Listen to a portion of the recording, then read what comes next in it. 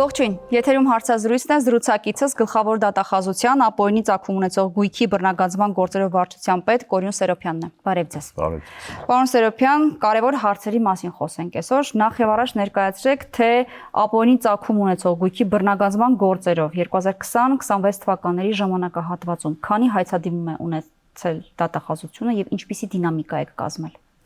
Շատ լավ, մինչև վիճակագրության անդրադառնալը կցանկանամ նաև շատ կարճ տեղեկացնել, որ ապօրինի ծագում ունեցող գույքի բռնագանձման մասին օրենքը ընդունվել է 2020 թվականի ապրիլի 16-ին, դրանից որոշակի ժամանակահատված անց գլխավոր դատախազությունում ձևավորվել է ապօրինի ծագում ունեցող գույքի բռնագանձման վարչությունը։ Վարչությունը իր լիազորություններն իրականացնելիս արդեն 2020 թվականից մինչ այս պահը դատարանը ներկայացրել ընդհանուր 206 հայցադիմում։ Դատարանը ներկայացրած հայցադիմումներից միայն 23-ը ներկայացվել են այս տարի։ Դատախազությունը պարբերաբար համապատասխան հաղորդումներով ներկայացնում է վիճակագրությունը հաղորդումների։ Եթե տեսնենք այդ վիճակագրությունը, պարզ կլինի, որ տարեց տարի հայցադիմումների քանակը ավելանում են նաև ուսումնասիրությունների քանակը, ինչը նշանակում է, որ ապօրինի ծագում ունեցող գույքի բռնագանձման գործառույթը պետության հակակոռուպցիոն ռազմավարության կարևորություններից մեկն է։ Դատախազությունը ինչպես է գնում այս կամ այն գույքի ուսումնասիրության հետևից։ Դուք եք օրինակ հետևում լրատվամիջոցներին, թե հատուկ մեխանիզմներ կան, ըստ որի դուք որոշում եք, որ այս գույքը պիտի ուսումնասիրության ենթարկեք։ Ինչ մեխանիզմով եք սկսում գործը։ Օրենքը նախատեսում է ուսումնասիրություն սկսելու տարբեր առիթներ,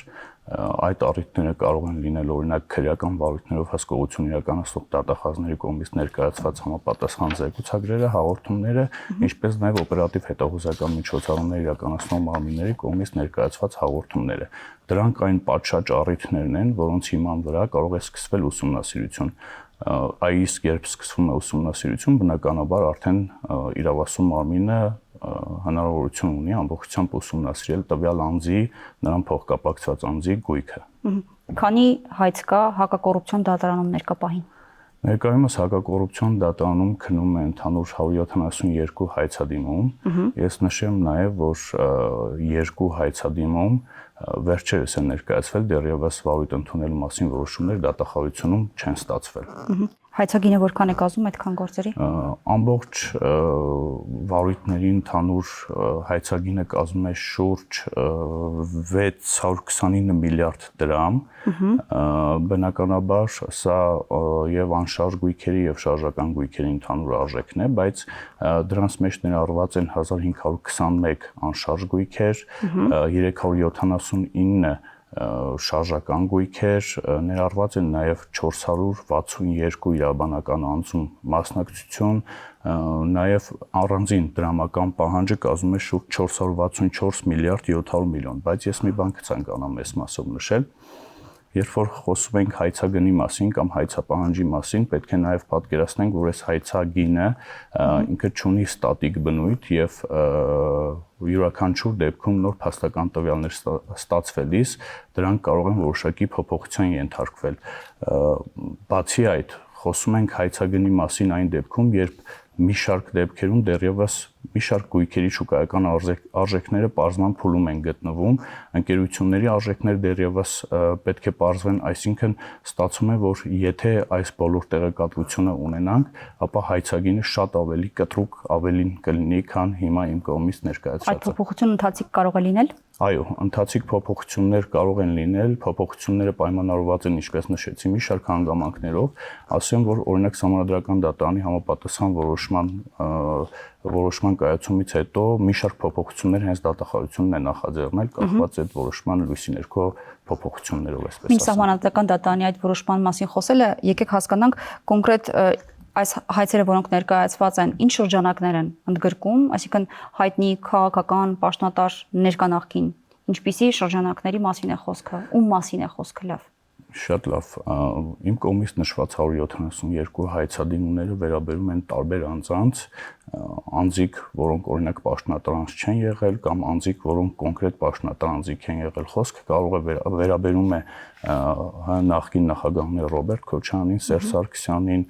Գագիկ Ծառուկյանին, Գագիկ Բեկլարյանին, Գագիկ Խաչատրյանին, Հայկազ Բաղմանյանին, Վարդան Հարությունյանին։ Մի խոսքով այս ցանկը շատ է եւ կարող ենք թվարկել։ Եկեք դե տարածենք այդ դեպքում ինչ գույք է պահանջում դատախազությունը Քոչյանից, ինչ դրամական պահանջ ունի նաեւ նրա նկատմամբ։ Շատ լավ, հասկանալի պատճառներով դրանք ուղղակի հիշողությամբ թվարկելը շատ բարդ կլինի։ Կարող եք ընթերցել, որովհետև դժվար թե որևէ մեկը դա հիշի։ Ես որոշակի դուրսգրումներ ինձ մոտ ունեմ, կներկայացնեմ մեր կողմից այս պահին ներկայացված հայցապահանջը, մասնավորապես Ռոբերտ Քոչյանից եւ նրա փոխկապակցված անձանցից պահանջվում է ընդհանուր բռնագանձել 22 անշարժ գույք, որից 19-ի միջին շուկայական արժեքների հանրագումարը կազմում է ընդհանուր 11 միլիարդ 154 միլիոն 790 հազար դրամ։ Անշարժ գույքերից 19-ը գտնվում են կենտրոնվարչական շրջանում։ Երկու անշարժ գույքի գնման իրավունք 3 միլիոն 84,965 ԱՄՆ դոլարով եւ 985 միլիոն 190 հազար 729 դրամով ձեռք բերված պարտատոմսեր, ավելի քան 1 միլիոն 405 հազար 59 դոլարի եւ 200 միլիոն դրամի ավանդ։ Պահանջը ներառում է նաեւ թվով 13 իրավաբանական անձանցում մասնակցություն, այս իրավաբանական անձանց մեջ են նաեւ Toyota Երևան սպանքերությունը, Nairi Insurance ապահովագրական ընկերությունը եւ այլն։ Ներկայացված հայցադիմումով պահանջվում են նաեւ 4 միլիոն 25914 դոլարի, 8 միլիարդ 302 միլիոն 16732 դրամի,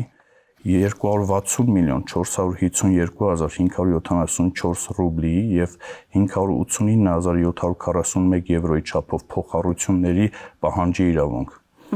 Պահանջը չի ավարտվում այսքանով, նաեւ պահանջում է բռնագանձել երկու տրանսպորտային միջոց, ինչպես նաեւ 3 միլիարդ 822 միլիոն 451 հազար 103 դրամին համարժեք գումարով գույքի ձեռքբերման արժեքներ։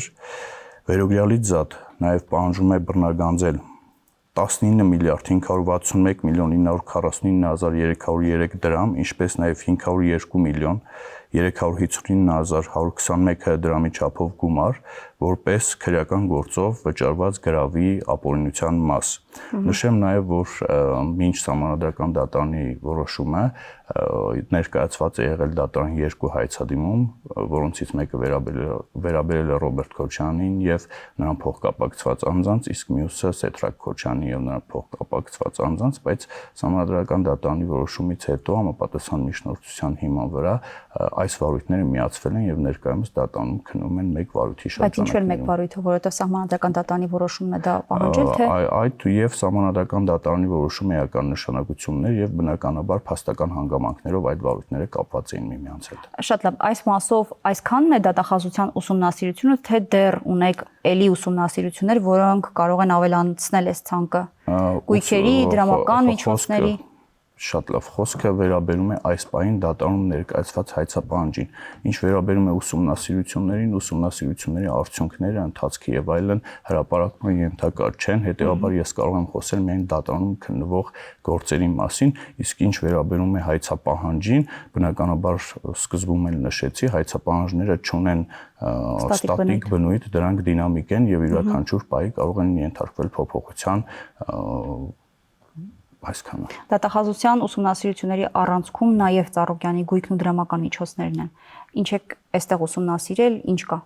Շատ լավ, ընդհանուր կներկայացնեմ նաև ներկայացված հայցադիմումով պահանջվող գույքերի չափը, մասնավորապես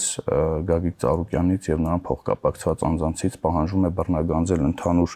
75 անշարժ գույք, որն ի թիվս այլնի ներառում է 52 բնակարան Նոր թաղամասում, 5 բնակարան Աբովյան փողոցում, 11 բնակարան Կոտայքի մարզում եւ այլ անշարժ գույքեր։ Պահանջում է բռնագանձել 10 գույքի շուկայական արժեք, պահանջը ներառում է նաև 42 տրանսպորտային միջոց, 38 իրավաբանական անձում մասնակցություն, որոնց թվում են Multi-Group Concern ՍՊ ընկերությունը, Multi-Autotrans ՍՊ ընկերությունը, Onira Club ՍՊ ընկերությունը եւ այլ իրավաբանական անձինք։ Նաև դրամական առանձին պահանջ ունենք ներկայացված 105 միլիարդ 865 միլիոն 865 հազար 226 դրամի չափով։ Սա պահանջն է, որը ներկայացված է այս պահին։ Իսկ Արարատ ցեմենտի շուրջ ինչ կատարվեց եւ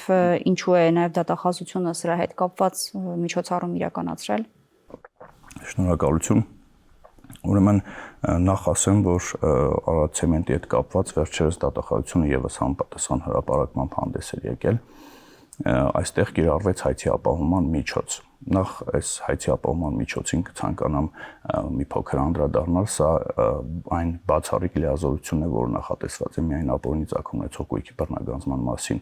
օրենքով։ Օրենքը թույլ է տալիս համապատասխան հիմքերի դեպքում միջնորդություն ներկայացնել դատարան եւ հայցի ապահովման միջոց որպես գույքի պահպանումը եւ կառավարումը հանձնել այս կամ այլ կազմակերպությանը, մասնագիտացված կազմակերպությանը կամ պետական տեղական ինքնակառավարման մարմիններին։ Այս լիազորություններից օգտվելով դատախազությունը ներկայացրել էր համապատասխան միջնորդություն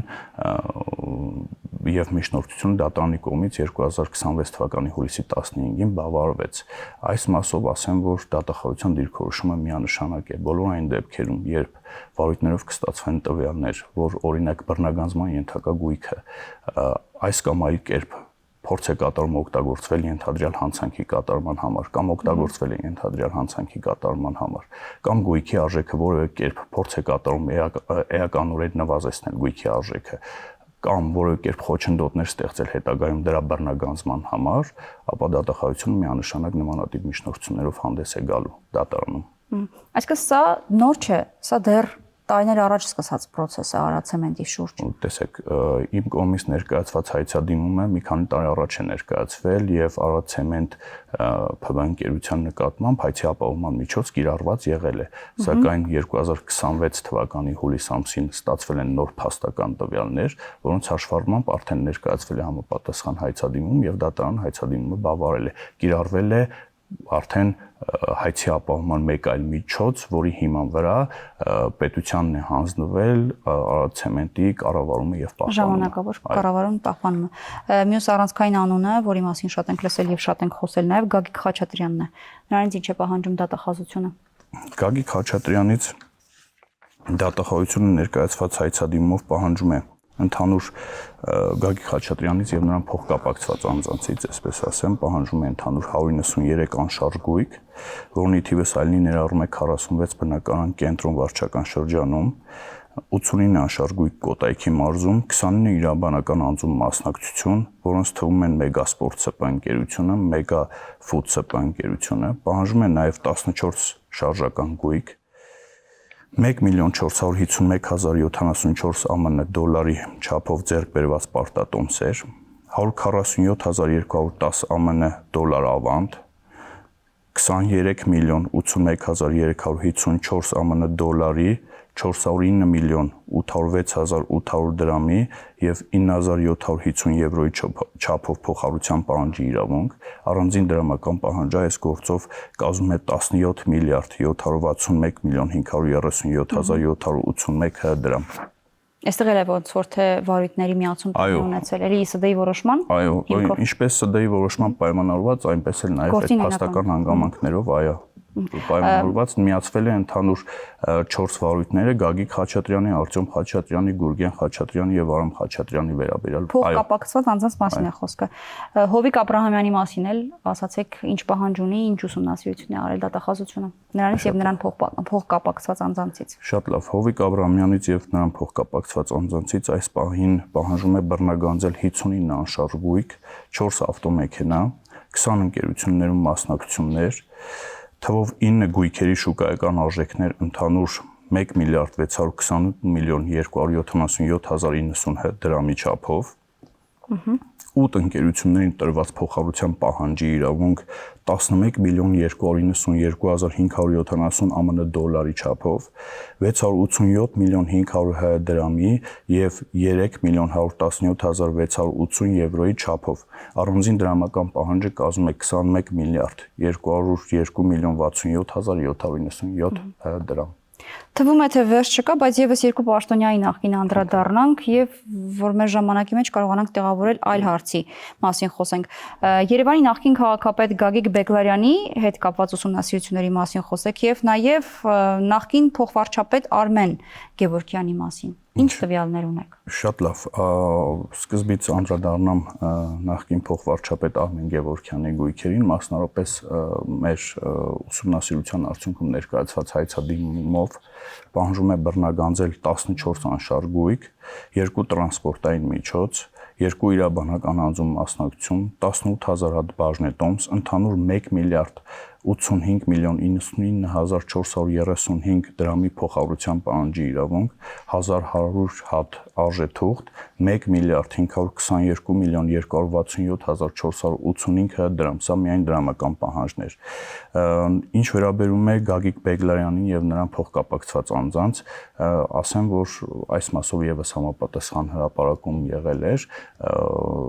նախկինում ներկայացվել էր մեկ հայցադիմում, որը այս պահին քննվում է դատարանում, բայց դրանից հետո եւս մեկ հայցադիմում ներկայացվել է։ Ես առաջին հայցադիմումի հայցապահանջը կներկայացնեմ, դրանից հետո երկրորդ հայցադիմումի հայցապահանջը։ Խոսքը վերաբերում է հետևյալին Գագիկ Բեգլարյանից եւ նրան փոխկապակցված անձանցից ընդհանուր պահանջում է 36 անշարժ գույքի բռնագանձում, 1 անշարժ գույքի շուկայական արժեքի 253 միլիոն 251366 դրամի չափով, 1 տրանսպորտային միջոց, 1 տրանսպորտային միջոցի շուկայական արժեք, 10 իրավաբանական անձում մասնակցության իրավունք, որոնց թվին են դասվում Rio PBN, Արաբկիր կահույք ֆաբրիկա 1 PBN եւ այլն։ 8 հանձնված փոխհարության պահանջի իրավունք 1 միլիարդ 879 միլիոն 759720 դրամի չափով եւ ընդհանուր 4 միլիարդ 464 հազար դրամ, սա դրամական պահանջ է։ Նաև երկրորդ հայցադիմումով արդեն որը վերջերս է ներկայացվել, պահանջում է բռնագանձել 7 անշարժ գույք կենտրոն վարչական շրջանում, 1 իրավաբանական անձում մասնակցություն եւ 635 միլիոն 471 հազար դրամ, այսինքն իմ կողմից նշված այս գույքերը առաջին հայցադիմում ներառված չեն եղել եւ նաեւ մի հստակեցում անենք, այս գույքերը, որոնց մասին որ ես թվարկում եմ, դրանք ապօրինի այս կամ այլ չափով ապօրինի ճանաչված գույքերն են, ոչ թե ամբողջ գույքակազմը, այլ այն գույքերը, որոնք այս պահին ապօրինի են ճանաչվել իրավասու մարմնի կողմից։ Սերժ Սարգսյանի մասին չմոռանանք, արդյոք կա ուսումնասիրություն եւ իր գույքի եւ դրամական միջոցների մասին ինչ է արձանագրել։ Շատ լավ, նախ ասեմ, որ մենք վերջերս դատական ակտ ունեցանք, համապատասխան վճիռ կայացվեց Սերժ Սարգսյանի գործով, որով դատարանը մասնակի բավարարեց դատախազության հայցադիմումը։ Ես կներկայացնեմ այն գույքերը, որոնք դատարանի կողմից բավարարվել են եւ եթե դատական ակտը օրինական ուժի մեջ մտնի, ապա տեղի կունենա հետեւյալ գույքերի բռնագանձում, մասնավորապես Երևան քաղաքում գտնվող 3 անշարժ գույք, որոնցից մեկը կբռնագանձվի ամբողջությամբ եւ 2 գույքերի ապօրինի գնահատված մասերը, բանկերում ներդրված ընդհանուր 202 միլիոն 998 հազար դրամ ավանդները, այդ ավանդներից կուտակված ընդհանուր 74 միլիոն 716 հազար դրամ տոկոսագումարները, 352 միլիոն 438 հազար դրամ։ Ես նաև ասեմ, որ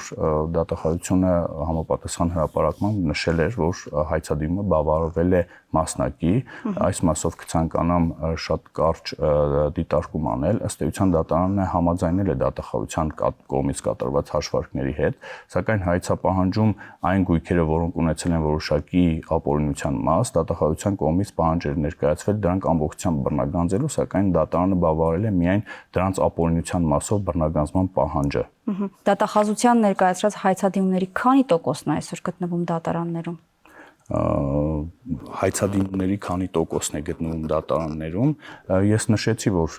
ընդհանուր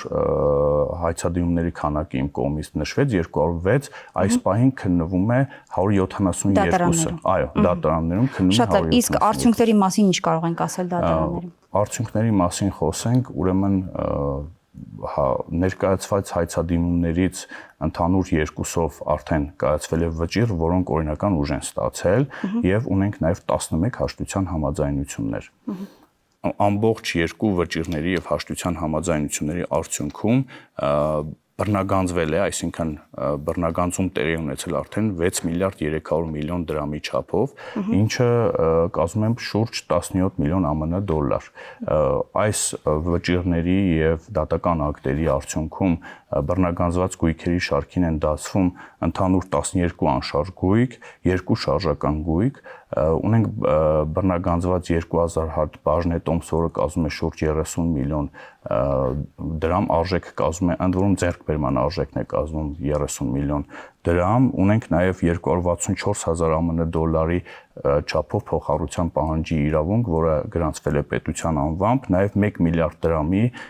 բռնագանձում է տեղի ունեցել։ Մի կարևոր բան էլ նշեմ, Դատական ակտի մասին խոսել ենք Կարապետ Գուլյանի վերաբերյալ կայացված բազմիցս խոսվել է այդ հարցի վերաբերյալ, ես ասեմ, որ բացի այն, որ այդ դատական ակտով 2 գույքեր գրանցվել են Հայաստանի Հանրապետության անվամբ, նաև դատական ակտով բավարարվել էր գումարային պահանջ 1 միլիարդ 300 միլիոն դրամի չափով, դատական ակտը այդ մասով ուղարկվել է հարկադիր կատարման ծառայություն, որպեսզի բռնագանձումը կատարվի։ Այո։ Շնորհակալ եմ զրույցի համար։ Ես եմ շնորհակալ։ Զրուցակիցս գլխավոր դատախազության ապօրինի ծագում ունեցող գույքի բռնագանձման գործերով վարչության պետ Կորյուն Սերոբյանն էր։ Կհանդիպենք։